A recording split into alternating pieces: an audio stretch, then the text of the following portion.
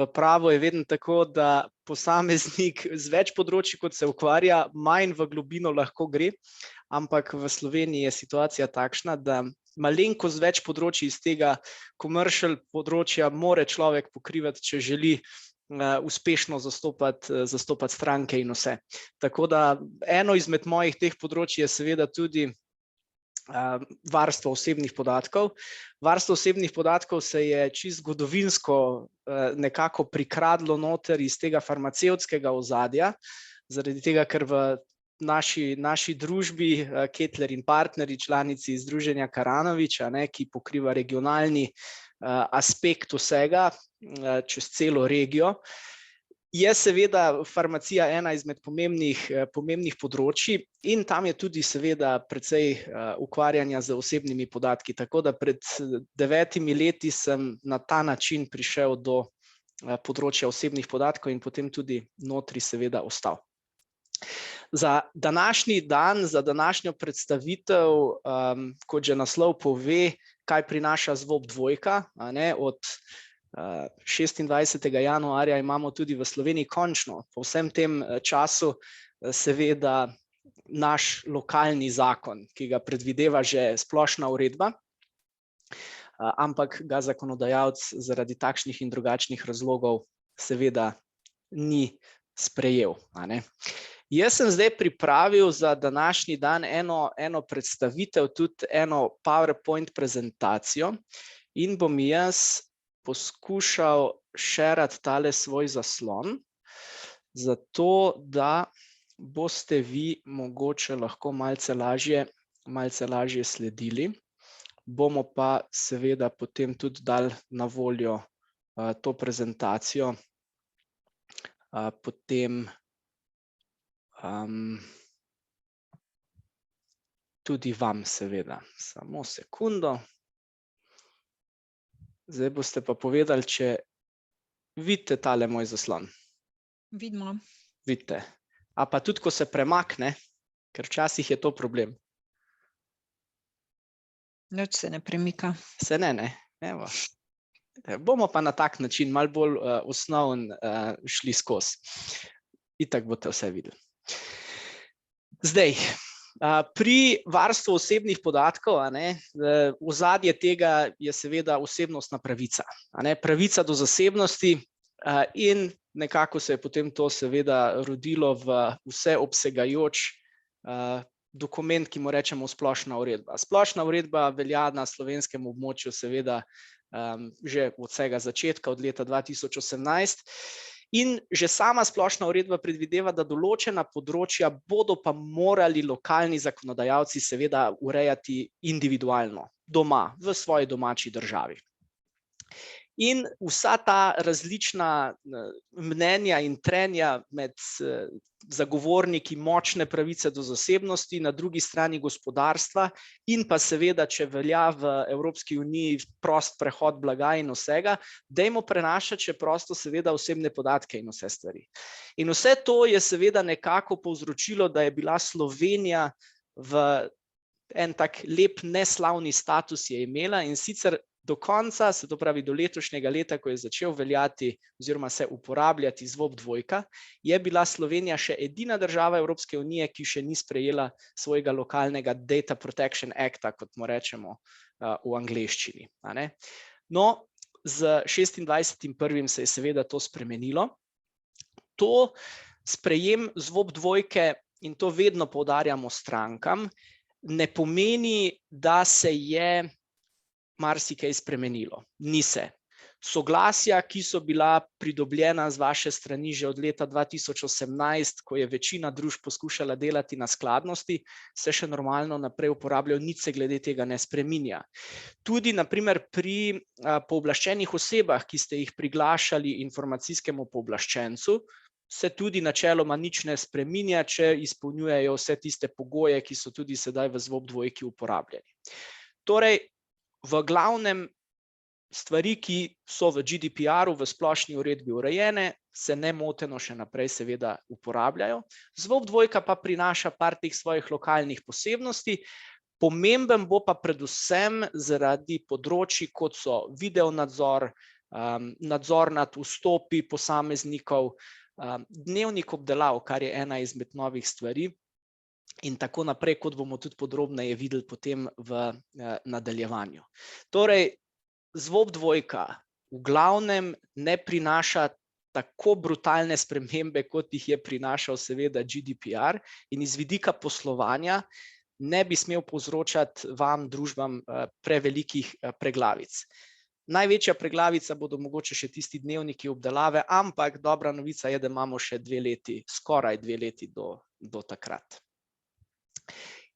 Pri GDPR-u bi se vseeno želel dotakniti tistih ključnih določb, malce osvežimo to znanje, predno gremo na specifike ZVOP-2. In sicer v vsem tem času smo se naučili, da načela so tista stvar, ki so široko napisana v zakonodaji, pravniki jih imamo radi zaradi tega, ker lahko potem malo kontra gremo, pa malo drugače razlagamo stvari oziroma nam dajajo orodje, peskovnik, na katerem lahko gradimo svoje razloge. Ampak v vidiku varstva osebnih podatkov so še pa posebej pomembni, zaradi tega, ker tudi informacijski pooblaščenec, ko izvaja inšpekcijske in druge postopke, temelji in izhaja iz njih. To so načelo zakonitosti, preglednosti, se to pravi, da imate pregled nad vašimi tokovi osebnih podatkov, ki jih obdelujete. Ne nazadnje načelo data minimalization, se to pravi najmanjšega obsega podatkov. Druga zadeva, ki je pa pomembna v zvezi s temi ključnimi določbami, pa je predvsem zakonitost obdelave. Se to pravi, da imamo pravno podlago za obdelavo podatkov. Ni samo soglasje tisto, ki obstaja. Soglasje je seveda, velikokrat se posamezniki nanj zanašajo, pa včasih celo ni potrebe, včasih je pa celo neproduktivno, da se.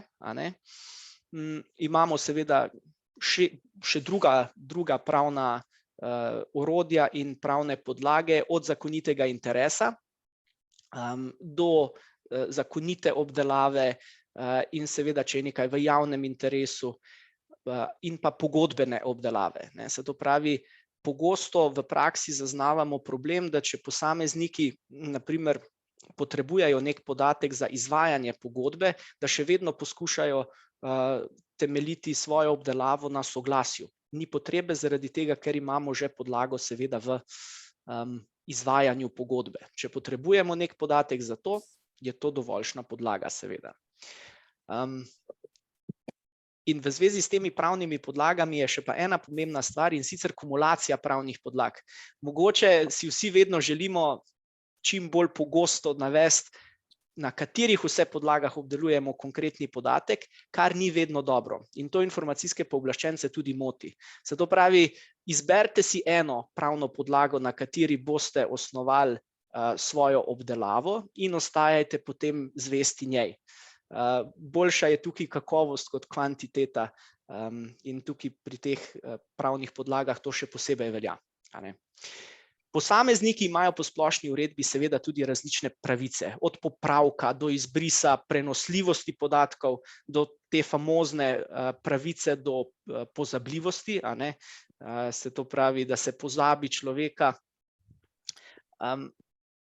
Te pravice morate izvrševati. Predvsem pravica do dostopa je takšna, ki se tudi v slovenskem okolju pogosto uporablja. In če se posameznik obrne na vas, je potrebno izvesti pravilen postopek, in za razliko od splošne uredbe ZVOP-2 prinaša tukaj par usmeritev, kaj je potrebno in na kakšen način.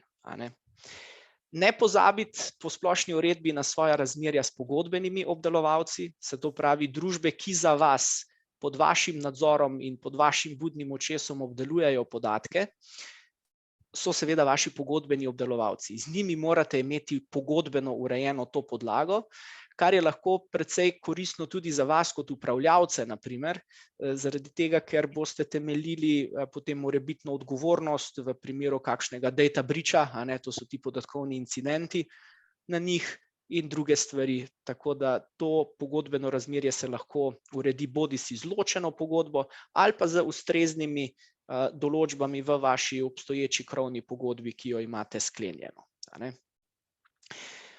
Evidence dejavnosti obdelave so tudi ena izmed takšnih stvari, ki veljajo za tisto sistematično in obsežno zbiranje.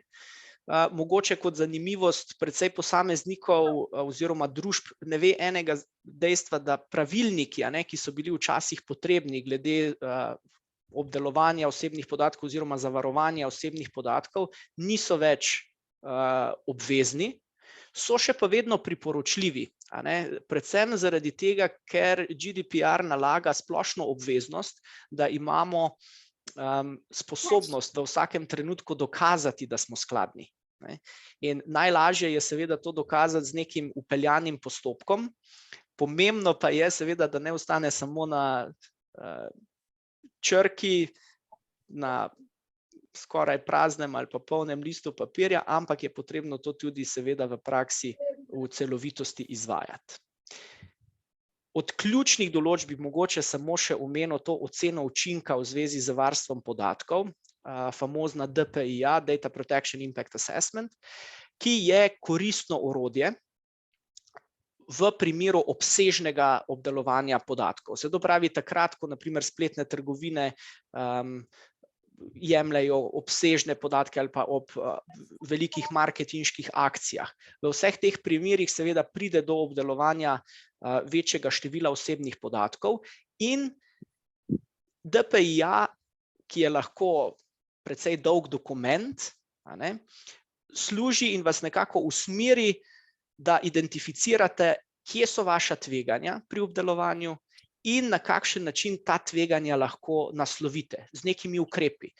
Bodisi, da na primer se poostri zavarovanje teh podatkov v primeru neljubih vdorov, ki so kar pogosti v zadnjem obdobju, bodisi do tega, da mogoče se odločite, da boste namesto 10 različnih vrst podatkov obdelovali samo 3, 4, 5 vrst. In nikakor tudi ne smemo seveda pozabiti, da obstaja možnost že po splošni uredbi izvedba tako imenovanega posvetovanja, predhodnega posvetovanja z informacijskim pooblaščencem, kar je lahko koristno takrat, na primer, ko pri tej DPIA ugotovite, da obstaja neko veliko tveganje. Takrat vam že splošna uredba in tudi ZVOP-2 ponuja možnost, da se pisno obrnete na informacijskega pooblaščenca in v neki praktično že skoraj diskusiji vidite, v katero smer se bo tudi informacijski pooblaščenec nagibal v morebitnem nadzoru ali drugem koraku, ki ga bo sam izvedel. To je kratek sprehod glede GDPR-a, teh najpomembnejših določb. Pri ZVOP-2 pa sem že na začetku omenil, da imamo nekaj teh ključnih točk, ki si bomo pa zdaj malenkost bolj še pogledali. Dnevnik obdelave je ta stvar, ki začne se uporabljati šele 26.1.2025, nanaša se pa samo za tiste, ki boste imeli obsežno obdelavo posebnih vrst podatkov, se to pravi, to so podatki, ki se nanašajo bodisi na zdravstveno stanje posameznika, rasno poreklo, morebiti spolno identiteto in podobne stvari. To so te posebne vrste osebnih podatkov. Približujejo se po direktivi prej še, se to pravi, pred GDPR-om smo govorili o tako imenovanih občutljivih osebnih podatkih. To je primerljiva kategorija. Seveda, tudi če prihaja na primer do rednega in sistematičnega spremljanja posameznikov, še na primer z možnostjo kakšnega biometričnega spremljanja, ali pa če oceno učinka, se to pravi za DPIA, ugotovite neko tveganje, ki bi ga pa mogoče lahko učinkovito upravljali z vodenjem dnevnika obdelave. Se to pravi, kaj glede tega posameznika oziroma kategorije obdelujete, na kakšen način se podatki prenašajo in podobno. ali pa če bo tako določal zakon. Zaenkrat mi še ni poznan zakon, ki bi to določal. Ta dnevnik obdelave je seveda malenkost drugačen od drugih določb v GDPR-u in tukaj je naš zakonodajalec določil posebne te obveznosti, zaradi česar bo vsaj to ena izmed tistih ključnih določb, ki se jih bo splačalo pogledati in potem tudi uresničevati. Imamo še pa nekaj časa za to. Še enkrat kratek za intermezzo, če bo do sedaj kakršnokoli vprašanje, vi mi kar skočite v besedo. Če bo imel kdo kak komentar, z veseljem, da gremo v diskusijo na tisto področje. Ta predstavitev je bolj namenjena temu, da poskušamo usmerjati to diskusijo, ampak kar povejte, če bo karkoli. Omenil sem že, da posamezniki imajo seveda pravice. In če se posameznik obrne na vas z zahtevo bodisi po dostopu, bodisi do popravka, naprimer, ali izbrisa podatkov, prenosljivost podatkov, se to pravi, da v neki strojno berljivi obliki posameznikov omogočite, da iz ene entitete prenaša na drugo te podatke, ki jih vi vodite glede njega, se bo seveda obrnil na vas. Posamezniki se bodo obračali na vas na različne načine, po telefonu, preko elektronske pošte, pisno. Teh poti načeloma ne smete zanemarjati in jih morate upoštevati, ne glede na to, po kateri poti pride to. Zato je pomembno, da imate interno vzpostavljene procese, ki vam to omogočajo. In ali boste posamezniku naprimer dovolili dostop do podatkov in mu jih dali, če jih obdelujete, potem morate to storiti oziroma odločiti v enem mesecu od prejema zahteve. Zaradi vodenja tega postopka pa vaše sposobnosti, da dokažete informacijskemu pooblaščencu, da ste odločali v rokih in da ste celovito odločali o tej zadevi, je seveda vedno priporočljivo, da je vaša odločitev pisna. V tej odločitvi boste potem seveda navedli vaše razloge in pa poučili posameznika, da ima tudi pravico do pritožbe pri informacijskem pooblaščencu. Se to pravi, malce boste tudi vi sedaj sodelovali kot nekakšen upravni organ pri vseh teh postopkih. V zvezi z obravnavanjem zahtevkov posameznika je treba povedati še to, da posredovanje podatkov je načeloma brezplačno. Edino, kar lahko posameznik nekako mu zaračunate, so ti materialni stroški, razumni materialni stroški, ki pa morajo biti predočeni temu posamezniku še prej. Se to pravi, dobro je, da imate vzpostavljen, naprimer v vaših privacy noticih, da imate tudi eno rubriko, v kateri navedete, da boste zahtevali povrnitev teh materialnih stroškov, naprimer za kopije, ali pa če bo zahteval po pošti poštnino, ali pa če bo zahteval hitro pošiljko za hitro pošto in podobno. Tako da predhodno obveščanje posameznikov je potrebno. Vedno vam ne bo potrebno ugoditi tej zahtevi. Zahteve so lahko tudi prekomerne, nesorazmerne, vam bi pa povzročale enormne stroške. En tak primer je, naprimer, da bi posameznik zahteval, vi imate naprimer v vaši trgovini, vzemimo za primer, imate 20 različnih kamer, vaša trgovina ima par tisoč kvadratov in posameznik reče, dajte mi posredovati vse posnetke, na katerih sem jaz viden v obdobju zadnjega leta. To bo povsem nekonkretizirana zahteva, ki bo prekomerna, vi niti načeloma nimate oziroma ne bi smeli imeti možnosti, da v svojimi videonadzornimi sistemi prav identificirate, kateri posameznik točno je. In to bi pomenilo, da greste za eno leto nazaj gledati te posnetke. To seveda nihče ne bo šel. In to je seveda povsem legitimen razlog za zavrnitev takšne zahteve. Na posamezniku je, da dovolj določno to tudi opredeli, kaj si želi. Ne vem, v prejšnji teden, ponedeljek, sem bil v časovnem okviru od takrat do takrat pri vas in so mi, ne vem, ukradli denarnico, posredujte mi video posnetek, kjer sem jaz razviden. To se že da potem identificirati, če je posameznik na tem posnetku in potem to seveda mu tudi date.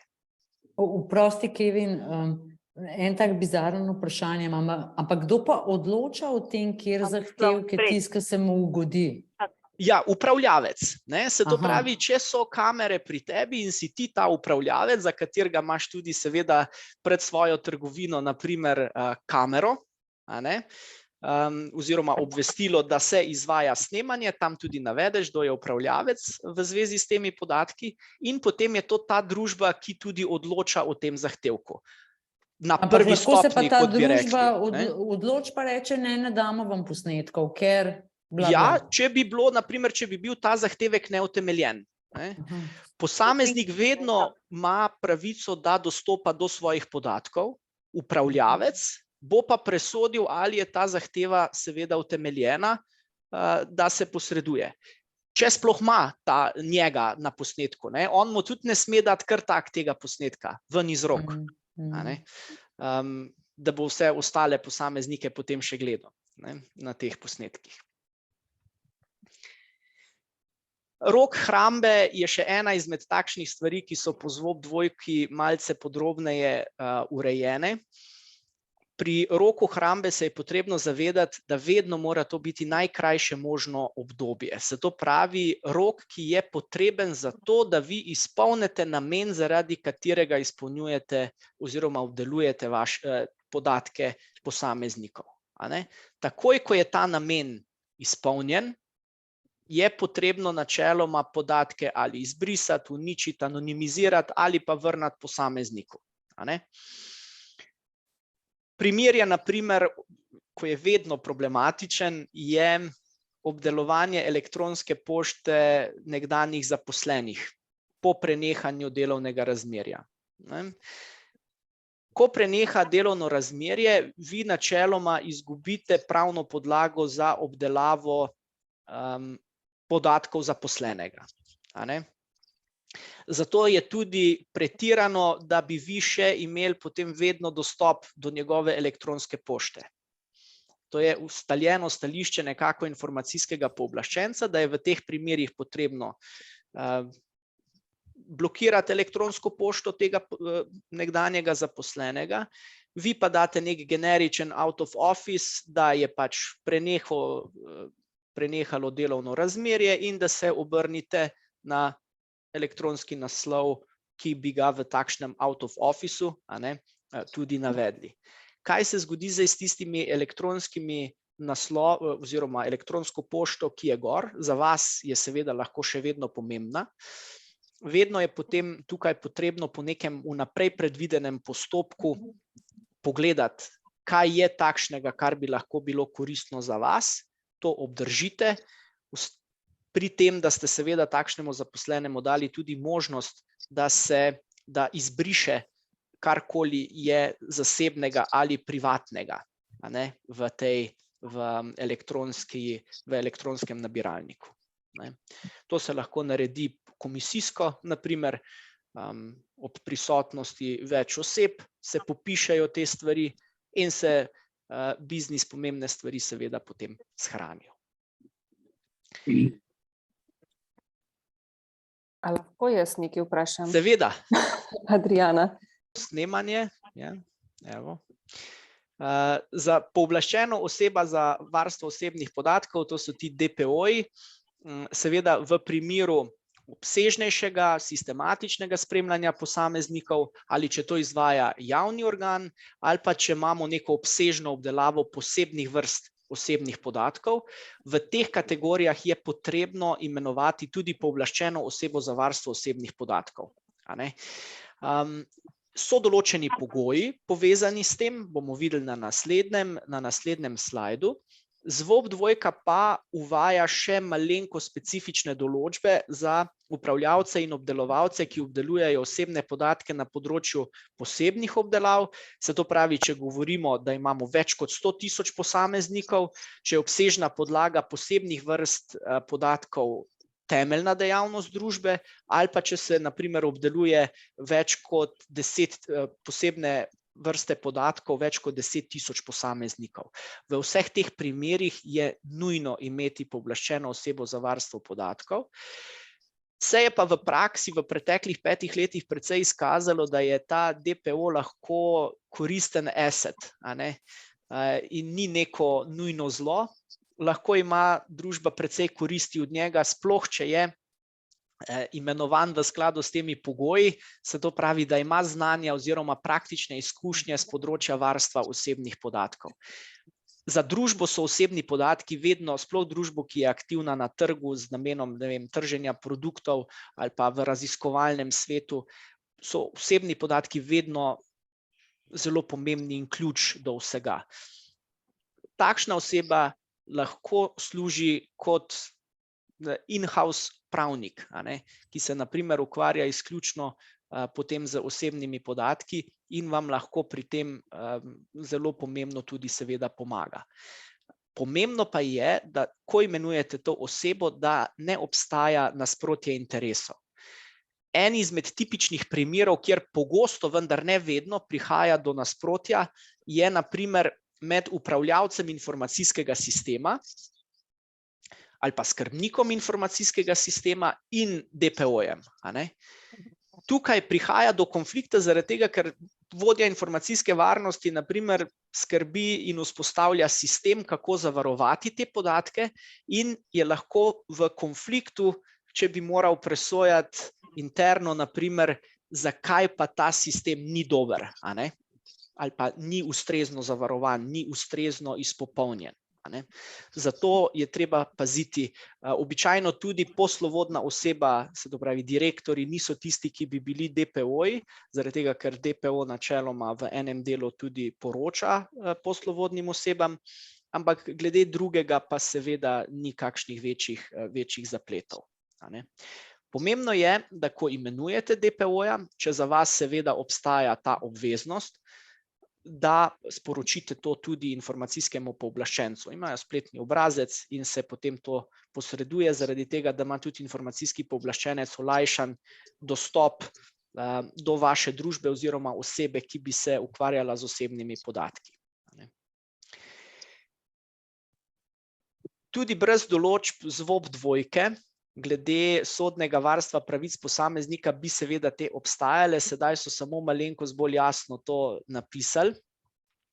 Posameznik ne glede na to, če se prvo obrne na vas kot upravljavce in zahteva na primer izbris nekega podatka, lahko gre on že neposredno takoj na sodišče in zahteva bodisi prenehanje kršitve ali pa ugotovitev, da je kršitev obstajala, a ne.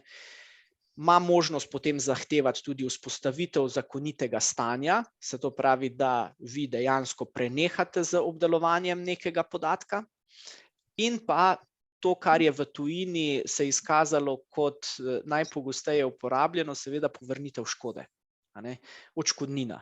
Gre tukaj za kršitev, to je poseben postopek v zvezi z osebnostnimi pravicami in posameznik seveda tukaj bi bil upravičen do povrnitve škode. Na primer, če ste vi še vedno nezakonito obdelovali njegove podatke ali pa od zaposlenega, za katerega ne bi bilo potrebe, da je na spletu, še vedno delili njegovo ime na spletu in podobne stvari.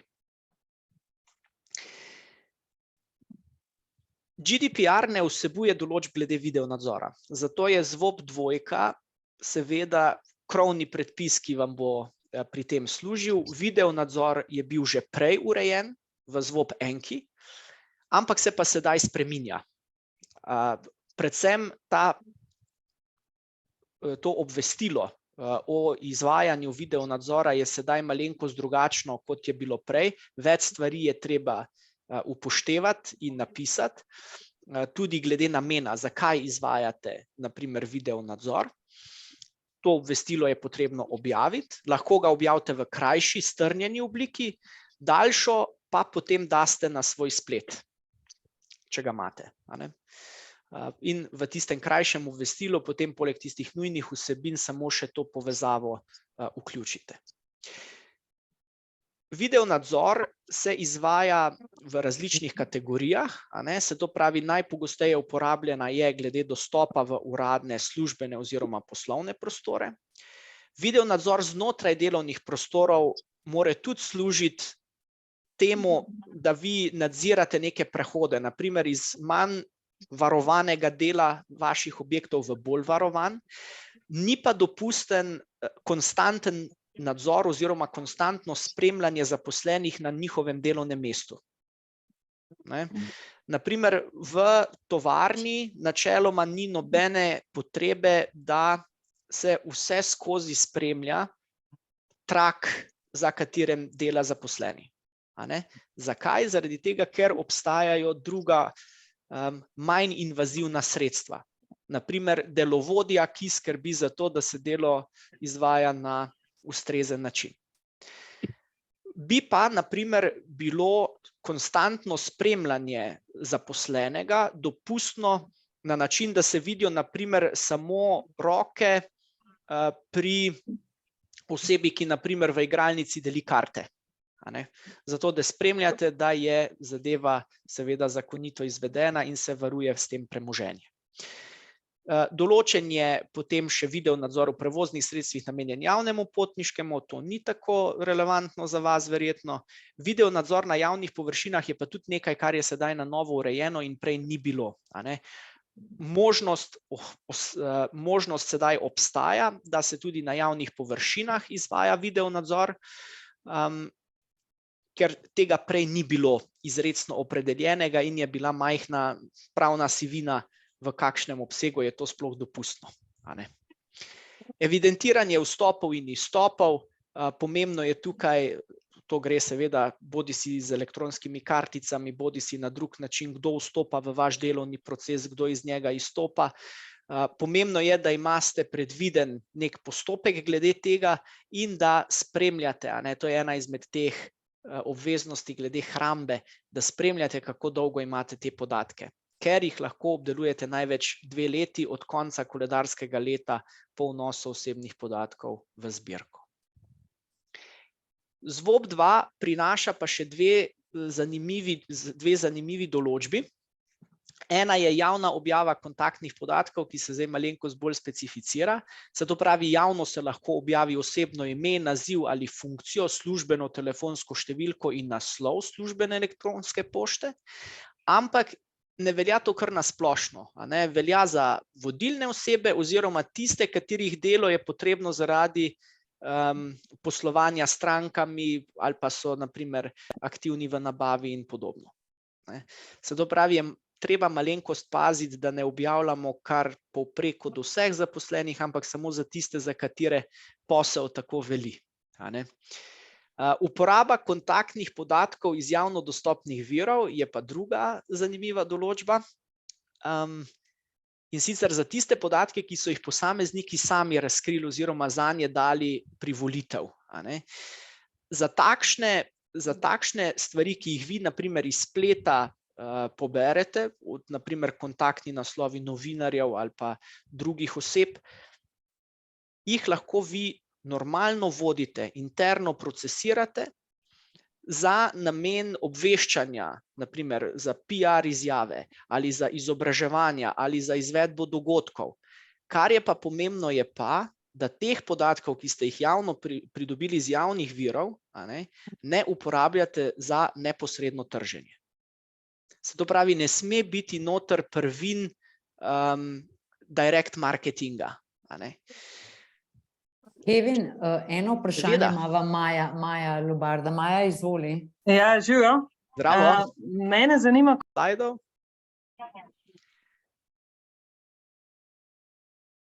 Evo, glede informacijskega pooblaščenca sem želel samo povedati, da celotna ureditev že po GDPR-u pa potem po ZVOP-2 se seveda ne samo zaradi glob, tudi zaradi nadzora in načina, kako se izvaja nadzor, zelo približuje temu konkurenčnemu pravu.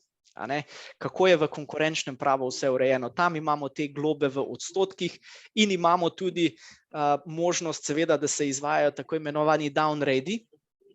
To so te famozne jutranje preiskave poslovnih prostorov, ko pridejo predstavniki AVK-ja v vaše prostore in zajamejo pač elektronske in druge naprave.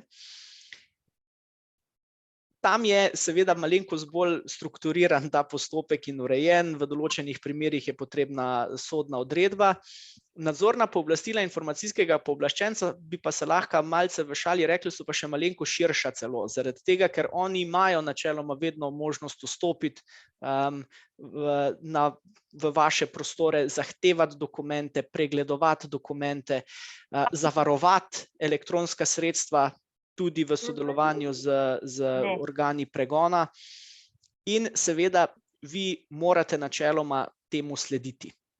Še vedno je potrebno biti pazljiv, da ne bojo oni prekoračili teh svojih pooblastil. Informacijski pooblaščenec ni tako invaziven in agresiven, kot je na primer AVK, ampak še vedno. Z zrnom soli je treba vse te stvari tudi spremljati. Imajo pa seveda precej široka pooblastila. Informacijski pooblaščenec pa tudi sam rad pove, da njegova vloga je predvsem preventivna. Želi si preventivno ustvarjati in sooblikovati območje varnega obdelovanja teh podatkov. Se to pravi, če informacijski pooblaščenec zasledi, da prihaja do kršitev, na to običajno opozori, da možnost na izjasnitev. V izjasnitvi imate vi možnost navajati vse argumente, zakaj mislite, da to ni kršitev, in šele potem sledi morebiten prekrškovni postopek oziroma izrek globe. Globe v Sloveniji niso bile visoke. Četudi smo imeli pristop, da en osebni podatek je ena kršitev, kar je lahko pri, naprimer, če ste kršili od 10 posameznikov, hitro pridemo, da je lahko bilo storjenih veliko prekrškov in so potem sodišča zniževala globe.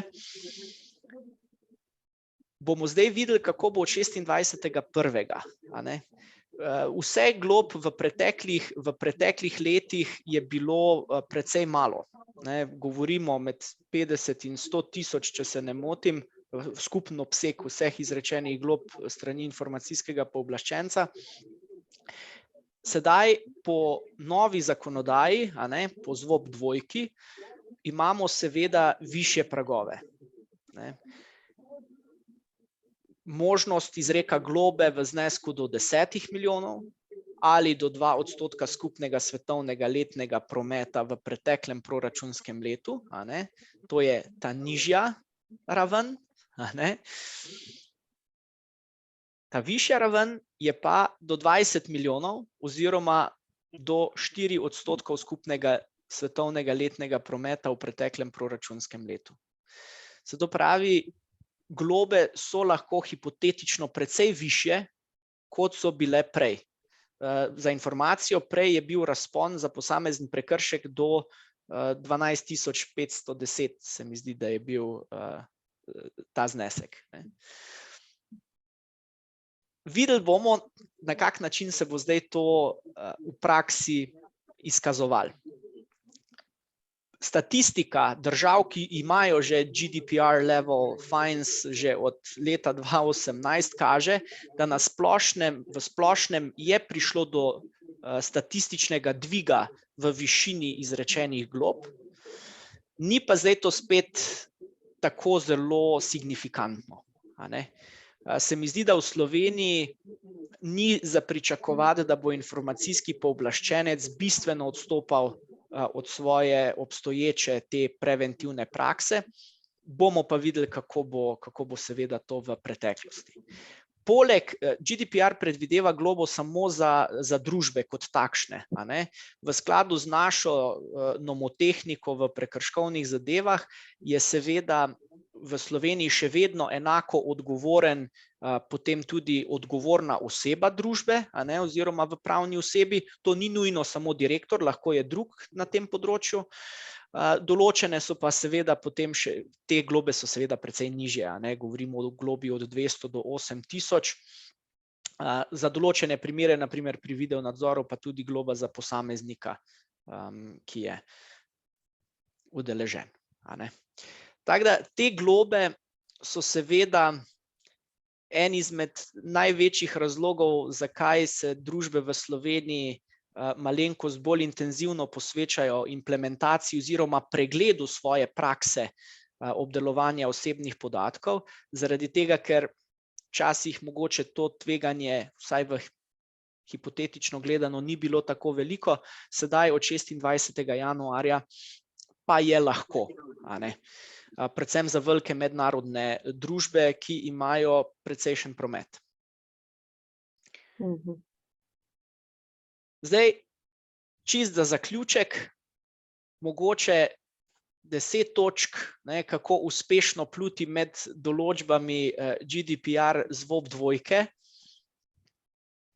Za zanimivost, a ne, glede na to, da sem tudi v komisiji za IP, pa da je IT eno izmed mojih področij, teh 10 točk je bilo generiranih strani ChatGPT-ja, a ne. Tako da sicer v angleščini, v slovenščini še nisem čisto testiral njegove uporabe, ampak v angleščini in prevedeno v slovenščini malenko skrajšano, ampak to misli umetna inteligenca, da so najpomembnejše točke glede GDPR-a. Se to pravi, zavedati se zavezujoče narave in kaj tvegate, če ste neskladni, da imajo posamezniki pravice, ki jih morate vi kot upravljavci uresničevati, da upravljavci, pogodbeni obdelovalci in skupni upravljavci niso nujno iste kategorije, se to pravi, obdelovalec obdeluje za upravljavca. Če, na primer, imata dve družbe isti pristop do teh podatkov in same odrejata to, govorimo, da sta skupna upravljavca. 4. točka, transparentnost in sposobnost imeti pregled nad podatkovnimi toki v družbi. Izvedba ocene učinka na začetku projekta lahko pomaga upravljavcu in znižuje vaša tveganja. Skladnost internih procesov je potrebno vse skozi spremljati in obnavljati. Zlato pravilo je, da čim manjši obseg osebnih podatkov imamo, da zadostimo namenu, kaj več ali pa za drug namen, to je tudi pomembno povedati. Če smo mi zbrali podatke za namen X, pa imamo za to veljavno soglasje, na primer, ne smemo teh podatkov uporabiti za namen Y. Vedno moramo gledati, da imamo skladnost med namenom, ki smo ga posamezniku sporočili, in tistim, za kar dejansko mi te podatke uporabljamo. Izjema je seveda, ne vem, če bi vi nekoga želeli tožiti, boste seveda uporabili njegov osebni podatek, ker gre za zaščito vašega pravnega interesa. 8. točko, ki jo je ChatGPT predlagal, je vpeljati sodobne IT in druge tehnične ukrepe za spremljanje procesov obdelave in za zavarovanje podatkov, da podatkovni incident je nekaj, kar je potrebno nasloviti in ne pozabiti na prijavo informacijskemu pooblaščencu. To je tista famozna potreba, da v 72 urah naznanite, če ste zaznali, da je nekdo kršil obveznost glede podatkov v vaši družbi. Naprimer, banalen primer je lahko, če nekdo vzame USB ključek z osebnimi podatki domov ali pa ga pozabi v kavarni. To je že data breach. Takšnega data breacha seveda, če ni gor nekaj občutljivega, ni nujno, da ga boste mogli priglasiti informacijskemu pooblaščencu, boste pa mogli izvesti interne postopke, da presodite, če je to nekaj, kar je relevantno.